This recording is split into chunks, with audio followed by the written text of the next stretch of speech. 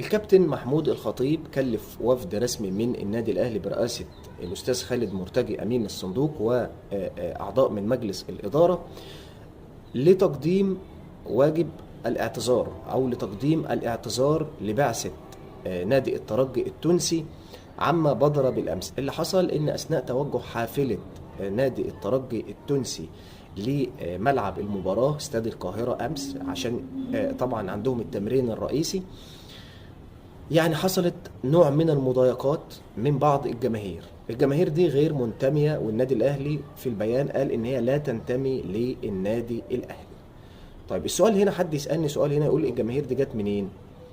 طيب الأول عايزين نوضح إن النادي الأهلي فاز في المباراة الأولى بنتيجة 3-0، وهناك نوع من الاطمئنان لدى جماهير النادي الأهلي ولاعبي النادي الأهلي، يعني لا في أجواء مشحونة ولا هناك أي مضايقات، والنادي الأهلي برضو لما كان موجود في تونس لم يتعرض لمضايقات، وبالتالي مفيش أي داعي من جماهير النادي الأهلي إن هي تعمل كده، لا في مشاحنات ولا في الكلام ده كله. وجماهير النادي الأهلي يعني شايفة إن النتيجة يعني خلاص بقت في صالح النادي الأهلي، وإن النادي الأهلي تأهل بنسبة 90% إلى نهائي دوري أبطال إفريقيا. طيب الحافلة بتاعة نادي الترجي التونسي إيه اللي حصل لها؟ إن كان في التوقيت ده انتهاء مباراة الزمالك وأسوان في الدوري العام، يبقى اللي كان موجود بمنطقة استاد القاهرة كلها هم جماهير منتمين إلى نادي الزمالك أو إلى نادي أسوان، ده لو كان في جمهور لنادي أسوان في التوقيت ده.